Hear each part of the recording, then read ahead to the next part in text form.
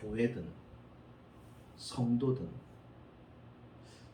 아니면 어떤 사업을 하든 불같이 확 일어나기를 누구나 다 갈망합니다.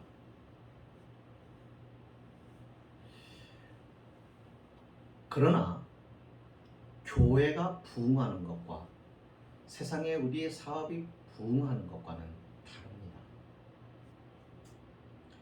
교회가 부흥한다. 우리의 신앙이 부흥한다. 이것은 외형적으로 커지는 것을 말하는 것이 아닙니다. 물론 그것도 포함이 되겠지만은 그러나 그것이 커지는 원인이 그 중심, 다시 말하면 그 심령의 개혁이 일어남으로 인하여 커지는 것입니다. 그러니까 교회의 부흥은 개혁과 함께 이루어지는 것이어야 진정한 부흥입니다. 아무리 우리는 크고 좋은 것을 좋아해도 성도는 크고 좋은 외형을 보기보다는 그 모든 외형이 진정한 의미에 있어서 바르게 형성된 부흥인지 정말 정상적으로 성장하여 이루어진 성숙함인지 이런 것들을 분별을 할 줄 알아야 되죠. 항상 그런 것 같아요. 이것이 오늘날 우리들의 모습만은 아닙니다. 이것이 초대교회도 동일한 생각과 그런 모습 속에 놓여져 있다는 것을 우리는 성경을 읽으면서 깨닫습니다. 우리 그렇잖아요. 부흥을 원하면서도 우리는 개혁은 불편해합니다. 우리가 믿음이 좋기를 바라면서도 내가 하나님의 축복을 많이 받기를 바라면서도 믿음의 희생이나 믿음의 헌신이나 십자가나 고난은 받는 것을 원치 않습니다. 자, 그러면 이것은 우리가 바른 기독교 신앙에서 세워진 모습이 아니라는 얘기입니다. 그것이 증명하는 것이 바로 오늘날 우리의 교회들의 모습 아닐까요? 네. 야고보 당시에도 초대교회도 이미 이와 같은 세속적인 사상과 세속의 방식이 교회 안에 깊이 침투해 들어와 있었습니다. 그래서 교인 개인과 교회 전체가 복음의 순수성에서부터 벗어나고 신앙의 본질에서부터 벗어나서 변질이 되고 변형을 가져왔던 것이죠. 왜요? 마귀의 끊임없는 공격과 유혹과 핍박과 또 우리 안에 내재되어 있는 부패한 속성 때문이에요. 그래서 이 문제는 오늘 우리만의 문제가 아니라 과거에 수많은 성도들이 겪었던 일이며 많은 성도들이 이것을 어떻게 대하느냐에 따라 이것을 어떻게 다루느냐에 따라서 신앙의 색깔이 달라지고 신앙의 본 모습이 달라져 왔던 것입니다. 그래서 이 신앙이 굉장히 이게 중요한 거예요. 그러니까 야고보가 우리에게 자꾸 이야기하고자 하는 게 뭐예요? 자, 너희가 정말 믿음이 있다면 뭐 하라는 거예요? 증명하라는 거잖아요. 네. 무엇로요? 열매로. 그 열매가 뭐예요? 행위, 삶. 드러내서 내가 믿음이 있다고 하는 것, 그 믿음이 참 믿음이라는 것, 그것이 주님으로부터 받은 참 구원이라고 하는 것, 그것을 증명해 내라는 것. 세상은 우리 속에 있는 주님을 못 알아봐요. 볼 수가 없어요. 못 느껴요. 우리가 주님으로 인하여 누리는 영적인 그 부유함과 풍성함을 세상은 볼 수도 느낄 수가 없어요. 우리처럼 하나님의 구원을 입은 영혼이 아니기 때문에. 하지만 그들이 우리를 통하여 한 가지 경험할 수 있는 것이 있다고 한다면 그것은 다른 것이 아니라 우리가 어떠한 열매를 맺느냐. 우리 안에 주님이 계시고 내가 주님으로 인하여 죄를 속량받고 구원받아서 이제는 내가 세상에 속한 자가 아닌 하늘에 속한 자로 주님이 나를 인쳐주셨다고 하는 그 증거가 우리의 인격과 우리의 생활을 통한 열매를 가지고 보여줄 때 세상 사람들이 그걸 통하여 비로소 자신들과 뭔가 다르다고 하는 것을 깨닫기 시작하는 것입니다. 그것이 없으니까, 그런 능력이 우리 안에 나타나지 않으니까 세상은 어떻게 생각을 하느냐면, 하나님이 없네. 하나님이 있다면, 하나님을 있다고 알고 하나님을 믿고 있다고 하는 저 사람들의 모습과 생활 속에서 그런 열매가 나타나야 되는데 안 보이니까 없다라고 말하는 거죠. 그러니까 오늘 문제는 사회에 있는 것이 아니라 오늘 이 사회의 문제는 예수를 믿는 우리들에게 있다는 것입니다. 그 책임이 우리들에게 있다는 것입니다. 1차적인 책임. 그래서 하나님이 심판하실 때 어디서부터 심판하시죠? 은혜도 심판도 항상 순서가 있습니다. 어디서부터요? 말씀이 선포되는 곳에서부터요. 그러니까 은혜도 목사를 통하여 흘러서 성도들에게 흘러들어가고 성도들을 통하여서 세상으로 흘러들어갑니다. 반대로 심판도 첫 번째로 하나님의 심판을 받는 대상이 누구냐면 목사님. 그리고 그 심판이 성도들로 세상으로. 그러니까 하나님의 축복도 먼저, 하나님의 저주와 심판도 먼저 대상이 된다는 거예요. 그러니까 우리가 잘 믿어야 되는 것이죠. 그래서 야고보가 계속 이런 이야기를 하는 겁니다. 참된 경건이라고 하는 것은 세속적인 것과 일치될 수가 없다는 거예요. 세속적인 것은 참된 경건과 공존할 수가 없다는 거예요. 그래서 믿음 생활이 힘든 거예요. 여러분, 우리가 믿음 생활 제대로 바로 하려고 하면요, 세상이 못 알아봐요.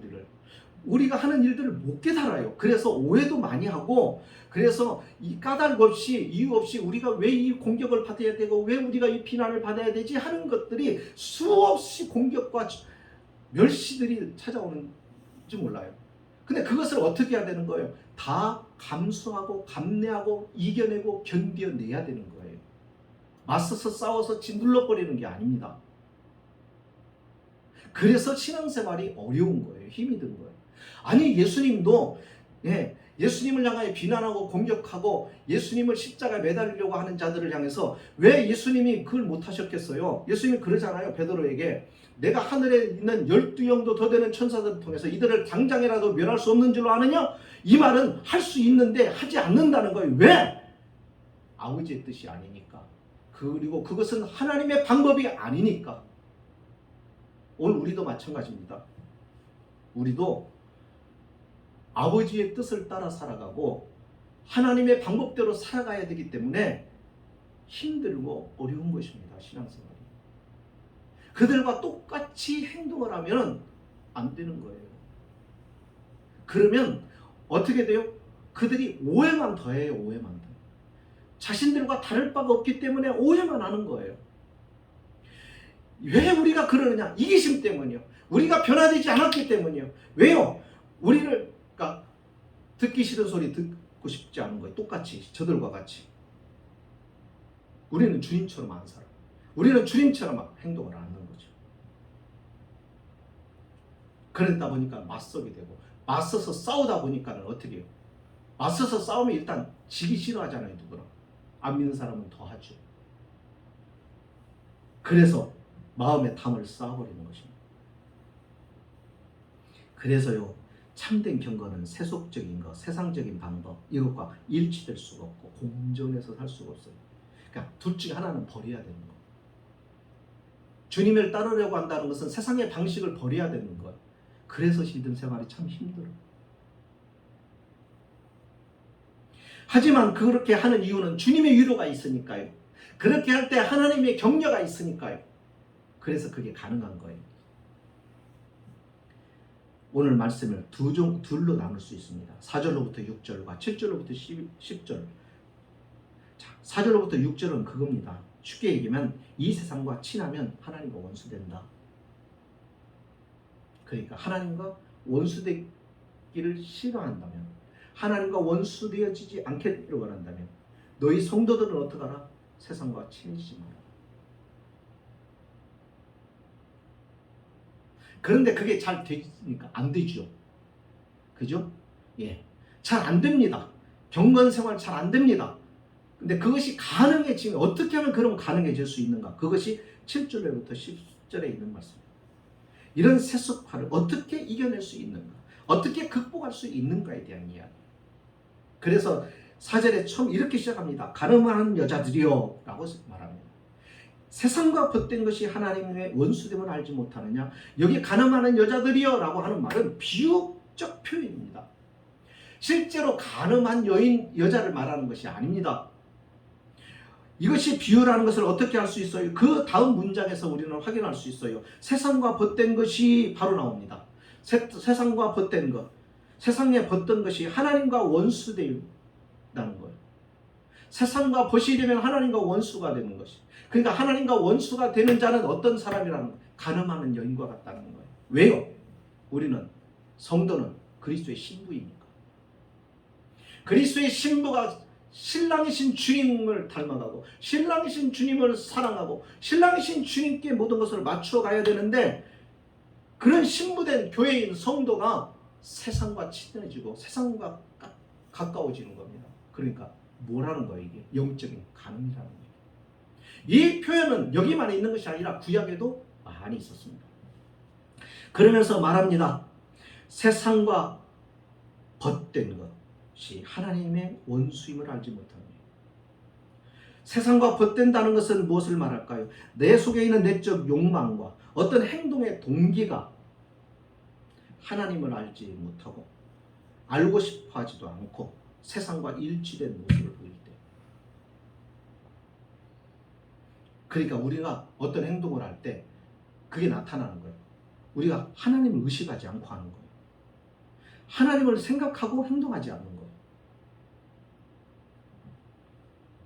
그럴 때 우리는 그것이 무엇이다? 세상과 벗됨. 이것은 누구에게나 그렇게 갈 수 있는 가능성이 아주 많습니다. 여러분, 목사는 예외가 아닙니다. 여러분, 사도도 예외가 아닙니다. 아브라함도 다윗도 예외가 될 수 없습니다. 인간에게는 이와 같은 세상에 끌리는 있단 말입니다. 왜요? 우리 안에도 죄성이 있기 때문에. 그런데 그 죄성을 따라서 전에는 그냥 세상과 같이 살아가고 세상의 풍습을 따라가고 하는 것들이 전혀 문제가 되지 않았어요. 왜냐하면 그것이 나와 하나의 일원이 됐어요. 일체감을 이뤘어요. 그런데 예수 그리스도의 영이 내 안에 들어오고 나니까 달라진 거예요. 이것이 아니네. 이렇게 살면 안 되는 것이네. 새로운 기준이 생겨버린 것입니다. 그게 하나님의 말씀이죠. 성령의 음성이죠. 그러다 보니까 이제는 어떻게 갈등이 생기는 것인데, 이 갈등을 어떻게 하라는 거예요? 이겨내라는 거죠. 하나님의 편에서 하나님이 주신 기준으로 성령을 의지하고 이겨내라는 겁니다. 그래야만이 세상과 거치되지 않는다는 얘기입니다.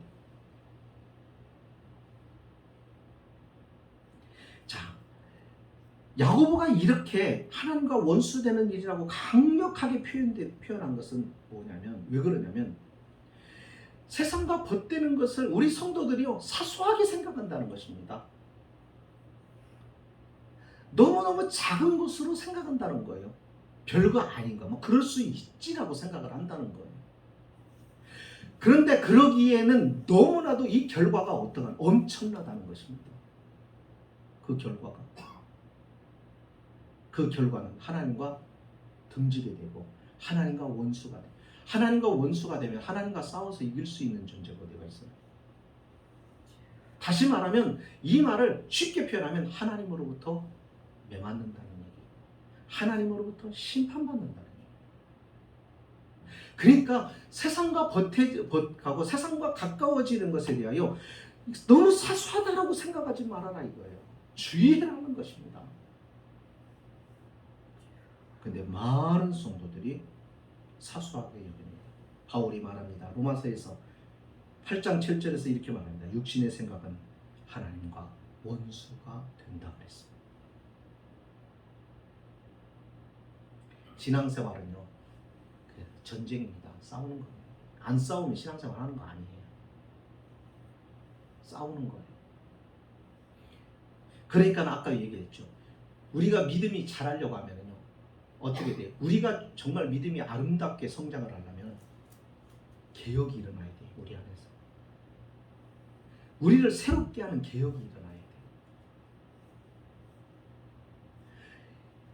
이것이 신앙생활이다. 말씀으로 우리는 새로워져야 되고 우리는 성령 안에서 우리 안을 날마다 새롭게 해야 된다. 이것이 신학적으로 주장하는 것이 개혁주의 신앙입니다. 장로교가 왜 장로교였냐면 장로교가 이런 개혁주의 신앙을 가지고, 이 신앙은 칼빈에서부터 왔고 이 신앙은 성경에서 온 것이기 때문에 날마다 우리가 하나님의 말씀으로 나를 개혁시켜 나가지 않으면 우리는 엉뚱한 길로 간다 이거.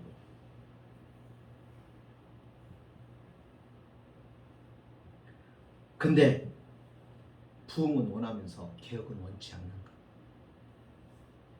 신앙이 성숙하기를 위해서 우리는 기도하지만 기도하면서 우리는 성숙해지기 위한 일은 행하지 않는 거예요. 그래서 5절의 말씀, 6절의 말씀합니다. 너희는 하나님이 우리 속에 거하게 하신 성령이 시기하기까지 사모한다 하신 말씀을 헛된 줄로 생각하느냐? 무슨 얘기예요? 우리가 세상을 살아가면 하나님이 우리를 위하여 보내신 성령이 우리 안에서 탄식하며 시기한다는 거예요. 그 정도로 하나님 우리를 사랑한다는 거예요. 여러분, 진짜 사랑이 뭐예요? 그 사람에게 올인하는 것이죠. 이 사람에게 올인하지 않고 이 사람도 사랑하고 저 사람도 사랑하고 저 사람도 사랑하고 그러면 이게 사랑하는 게 아니죠. 하나님이 우리를 사랑할 때 올인했단 말입니다. 어떻게 해요? 생명을 주기까지, 목숨을 내놓기까지. 우리 주님은 하늘의 부귀 영광을 다 버리고 비천한 인생 가운데 죄인된 우리를 위하여 생명을 내놓으셨어요. 그게 사랑이다 이겁니다. 그 사랑으로 우리를 사랑하시는데, 그러면 그 사랑을 받은 우리 또한 어떻게 해야 되겠느냐는 거죠. 주님을 그렇게 사랑해야 되지 않겠느냐 하는 것입니다.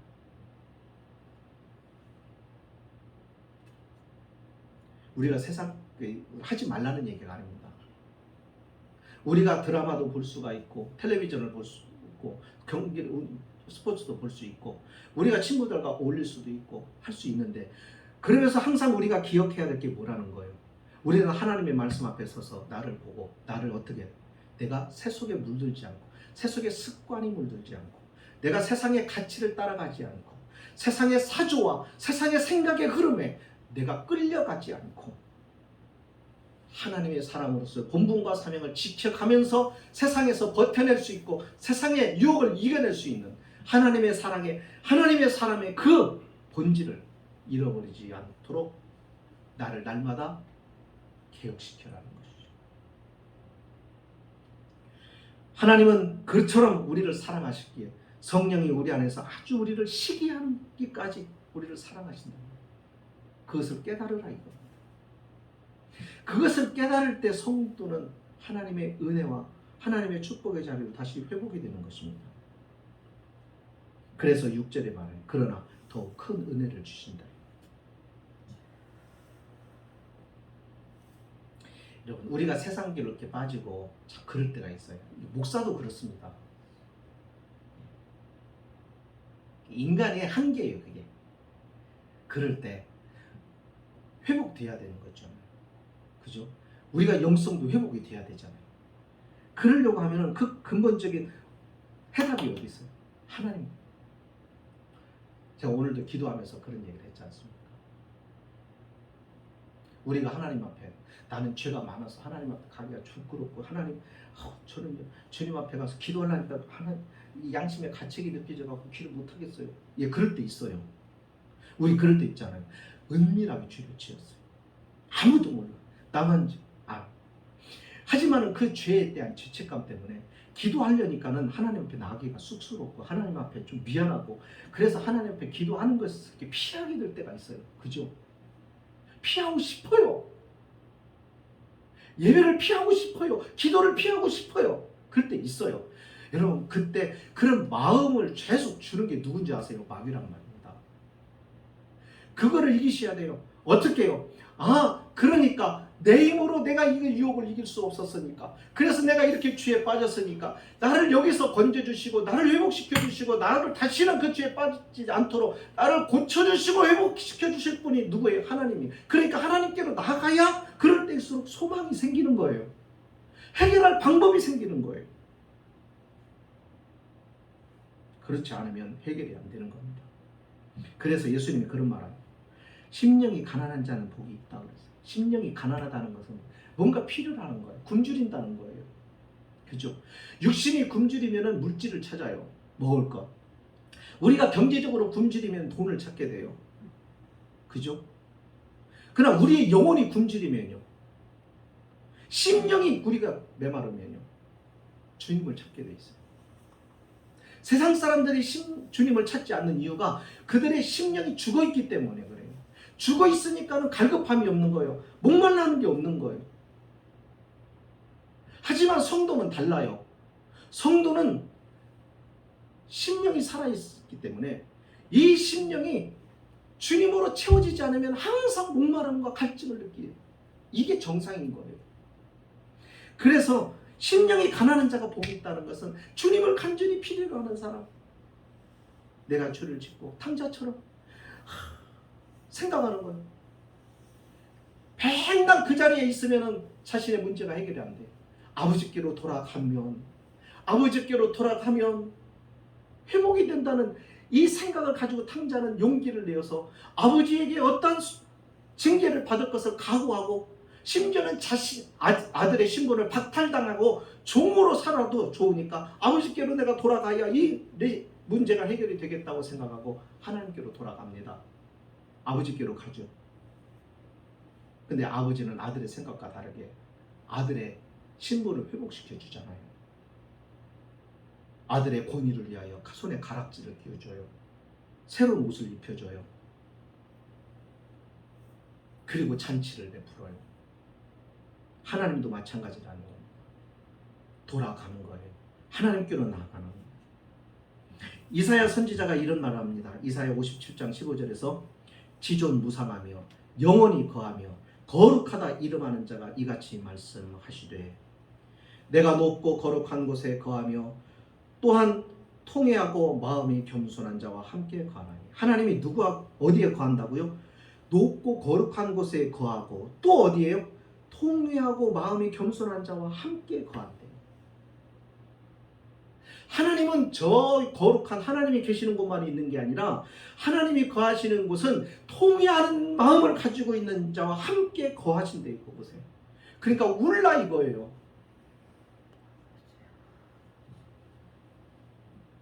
그 이유가 소개됩니다. 이는 겸손한 자의 영을 소성케 하며 통회하는 자의 마음을 소성케 하려 합니다. 하나님이 우리를 소성케 하시죠. 다시 생명을 얻어 살리게 하시려고, 우리의 죽은 믿음을 다시 살리려고, 죄로 어두워지고 짓밟힌 우리의 영혼을 다시 살리려고, 그렇게 상한 심령으로 주님을 찾는 자에게 하나님은 그곳에 그의 심령에 거하시겠다. 이것은 자기 비하가 아닙니다. 우리를 그렇게 비하시키라는 것이 아닙니다. 하나님의 말씀에 기꺼이 따르겠다는 겸손한 마음, 그리고 주님 아니면 나는 회복이 안 된다고 하는 주님을 인정하는 믿음의 자세를 가지라는 것입니다.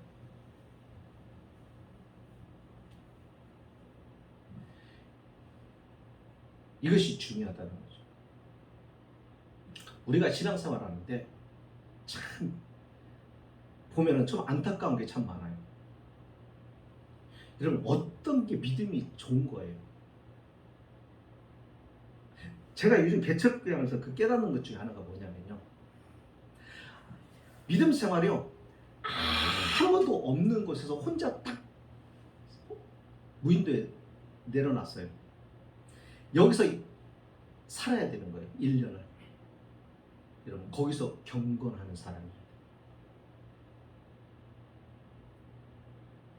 누가 기도해라, 누가 성경 읽어라, 누가 예배 드려라 시키지 않아도 거기서 하나님을 의지하고 거기서 하나님을 바라보고 위태한 상황이든 편안한 순간이든 외로운 때이든 언제나 하나님을 기억하고 그 은혜를 생각하고 그를 바라보는 거예요.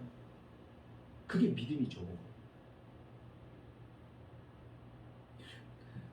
분위기에 따라서 믿음 생활을 하는 사람이 있어요. 그럼 어떤 분이면, 목사님 기도할 때 음악 좀 틀어주세요. 음악이 없으면 기도가 잘 안 돼요. 어떤 사람은 음악 좀 꺼주세요.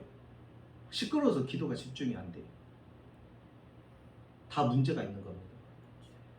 기도가 음악이 있어야 기도가 됩니까? 그러면 예수님은 겟세마네 동산에서 기도 음악 틀어놓고 찬양 틀어놓고 찬송가 음악 틀어놓고 기도하셨습니다. 아니, 그거는 아니에요. 우리는 어떠한 상황에서도 하나님을 찾고 우리의 영혼이 주님을 간절히 사모할 수 있어야 되는 것이죠. 여러분, 그러니까 신앙생활, 여러분들 큰 교회에 있든 프로그램이 많다고 하든 하나님, 여러분 거기에서 신앙생활이 결정이 되는 게 아니더라고요. 제가 큰 교회에서 있어 봤잖아요. 믿음 생활은 그렇게 결정이 됩니다. 내가 주님을 1대1로 만나야 돼요. 내가 주님과 1대1 관계 속에서 살아가야 돼요.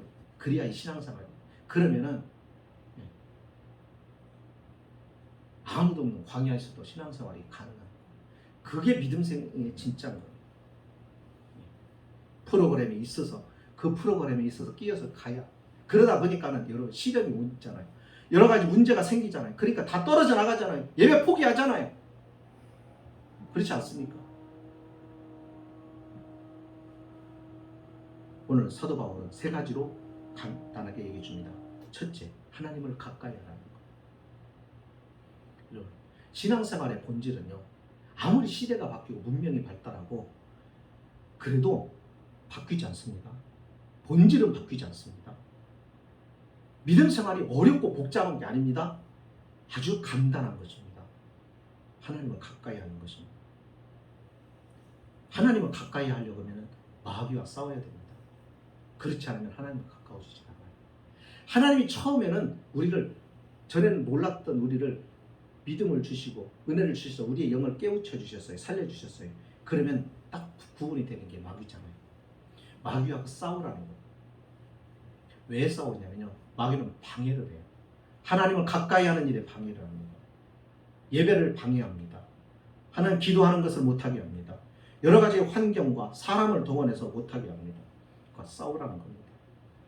마귀는 세속에 우리를 세속화시키는데 아주 궁극적인 원천을 제공합니다.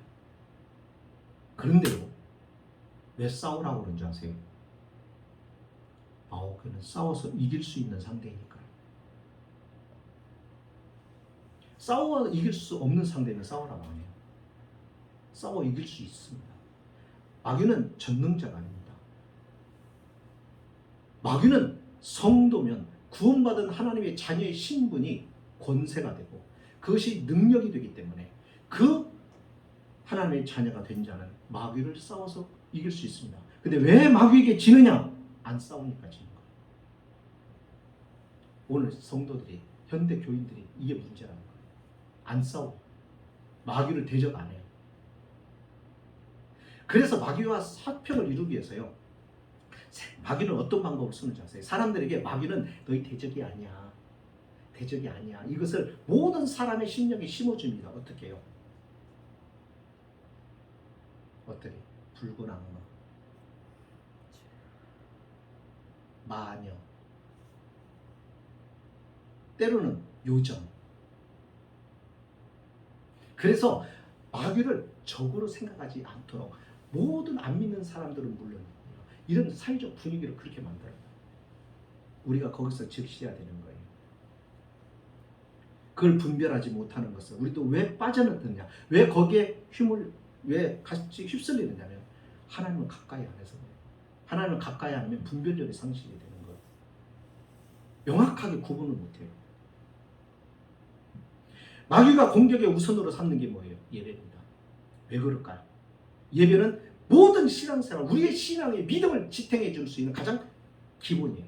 베이직이에요. 그래서 예배가 무너지면 신앙 다 무너지게 돼 있어요. 간단합니다. 성도들이 근데 그걸 몰라요. 이게 안타까워. 두 번째는 깨끗한 손과 마음. 8절에 말씀이 있죠. 뭐라고 했어요? 하나님을 가까이 하라. 그리하면 너희를 가까이 하시리라. 죄인들아 손을 깨끗이 하라. 두 마음을 품은 자들아 마음을 성결하게 하라. 손과 마음은 구약 시대에도 개인의 경건의 외적, 내적 성결과 관련해서 사용되어 있던 단어들입니다. 손을 깨끗이 하는 행위를 깨끗이 하게. 마음은요. 우리의 모든 행동이 어디서부터 출발해요? 동기가 뭐예요? 출발점이 마음이란 말이죠. 손과 마음을 깨끗이 하라는 것은요. 우리의 모든 행동과 더불어 행동을 일으키게 하는 동기인 우리의 마음도 정결하게 하라는 것입니다. 그래서 시편 24편 4절에 이런 말씀합니다. 곧 손이 깨끗하며 마음이 청결하며. 손이 아무리 씻어 깨끗하게 해도 마음이 청결하지 않으면 의미가 없습니다. 이건 위선에 불과한 거예요. 아무리 거룩한 척해도 소용이 없어요. 그 심령이 거룩해야 되는 거예요. 하나님이 원하는 거예요. 우리가 놓치고 있는 게 뭐냐면 성도들이 다 뭐냐면 이것처럼 외식하는 겁니다. 하나님 앞에서 자기의 그 마음, 본심을 들여다보지를 않아요.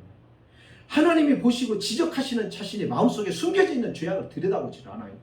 하나님 앞에 그 마음을 가지고 나아가지를 않아요. 그러니까 하나님이 그 마음을 고쳐주셔야 되는데 수리해서 고쳐놔야 되는데 안 고쳐지는 거예요. 안 고쳐진 마음 가지고 신앙생활 한다고 돌아다닙니다. 그러니까 어떻게 되는 거예요? 굉장히 사람들에게 이상한 모습만 보여주는 거예요. 그래서 천국으로 인도해야 될 그 사람들을 오히려 우리가 천국의 문을 막아버리는 일들 하는 겁니다. 다윗은 이렇게 기도합니다. 우슬초로 나를 정결하게 하소서. 내가 정하리이다. 나를 씻기소서. 내가 눈보다 희리이다. 하나님이여 내 속에 정한 마음을 창조하시고 내 안에 정직한 영을 새롭게 해달라. 왜 그럴까요? 다윗이 왜 이런 기도를 드릴까요? 모든 인간의 행위가 어디서부터 나옵니까? 어디서부터 시작이 되니까? 마음에서부터. 그리고 이 마음을 만져주고 마음을 고쳐줄 수 있는 분은 누구세요? 정신과 의사입니까? 하나님밖에 없습니다. 주님과 같이 내 마음 만지는 분은 없네. 여러분 사람의 마음을 만지고 고칠 수 있는 분은 주님밖에 없습니다. 수리받아야 됩니다. 신앙생활은 그래서 깊이 하나님 앞에 나아가 내 마음을 주님 앞에 드려야 됩니다. 고쳐라. 세 번째는 9절 상한 심령입니다. 수리받아야. 내가 상한 마음, 내가 고장났다고, 아프다고, 문제가 생겼다고 이 문제의식을 가지고 이 고장난 것을 가지고 하나님 앞에 나아갈 때 하나님이 회복시켜 주시죠. 그래서 야고보가 뭐라고 하는 거예요?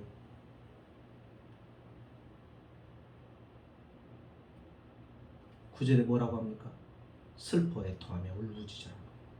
너희 웃음을 애통으로, 너희 즐거움을 근심으로 바꿔라. 웃지 말고 기뻐하지 말라 말이 아닙니다. 너가 웃음이 무슨 웃음이고 내 기쁨이 어떤 기쁨이냐. 하나님이 주는 거냐? 영원한 것이냐? 진정한 것이냐? 변하지 않는 것이냐? 아니지 않느냐. 세상 것들 아니냐. 세상에서 오는 웃음이고 세상이 주는 기쁨 아니냐. 그거 가지고 있다가 내가 진정한 기쁨, 진짜 기쁨과 진짜 웃음과 진짜 행복을 잃어버린다 이겁니다. 그러니까 그것을 찾기 위해서 지금 있는 것을 바꾸라는 거예요. 말씀을 마칩니다. 10절이 결론입니다. 주님 앞에서 낮추라. 그리하면 주께서 너희를 높이시라. 낮추라는 것은 주님 앞에서 낮추라. 주님 앞에 겸손하라. 주님의 말씀 앞에 순종하고 복종할 자세를 가지고 주님이 고쳐주실 것을 기다리고 주님을 바라봐라 이거예요. 그러면 주님께서 너희를 회복시키고 너희를 존귀케 하실 것이다. 그건 여러분 요즘 산불이 유행입니다. 그죠? 미국도 지금 캘리포니아가 난리가 났었죠. 터키도 그랬죠. 우리나라도 그런 맞습니다. 산불이 나면은요, 여러분 다 죽을 것 같죠. 산불이 다 나와 싹 태우고 나잖아요. 끝입니까? 아니에요. 시간이 지나면 새로운 생명들이 돋아납니다. 그리고 나면 전하고 산불 난 이후에 하고 그 산이 생태계가 완전히 달라집니다. 새롭게 재편됩니다. 코로나로 인하여 교회들이 초토화되고 있습니다. 코로나로 인하여 신앙이 완전히 초토화되고 있습니다. 그런데요, 이것이 끝이 아니에요. 하나님은 왜 이걸 허락하셨느냐면 이걸 통해서 신앙의 새로운 지평을 열어가시기 위해서입니다. 하나님이 그 깨달음을 주시더라고요. 그러니까 기존의 우리의 신앙생활의 방식 가지고는 안 된다는 거예요. 우리가 이렇게 살아가는 것이 너희들 그렇게 신앙한다, 교회가 부흥한다고 떠들고 그랬는데 그 결과가 뭐냐 이거예요. 이 신을 앞에서 꺾이지 않는 것이 교회이고 이것이 꺾이지 않는 믿음이 진짜 믿음 아니냐 이거예요. 그런데 그렇지 않죠. 예배 안 드는 것이 어느 때부터인가 우리는 편안하게 되어버렸어요. 기도 생활 안 하는 것이 언제부턴가 너무나 편안하게 되어버렸어요.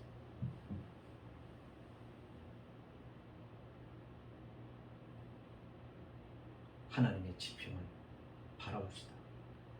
이걸 통해서 하나님이 우리로 하여금 믿음의 새로운 지평을 펼치고 우리로 하여금 새로운 믿음의 세대들을 다시 찾고 계시는구나. 거기에 저와 여러분이 속해지기를 주의 이름으로 축복합니다. 기도하십니다. 자비하신 하나님.